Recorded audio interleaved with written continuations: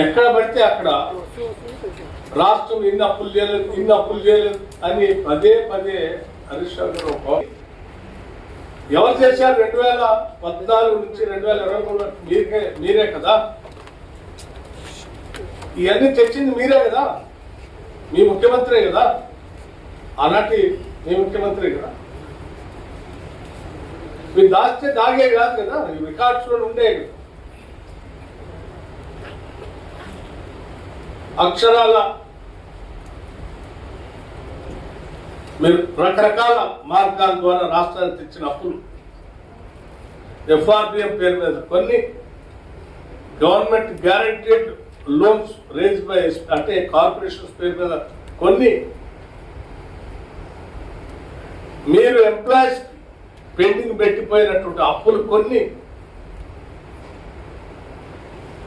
Discoms కి energies కి కట్టాల్సిన అప్పులు కొన్ని, ఇవన్నీ ఈరోజు లెక్కలు ఉన్నాయి కదా.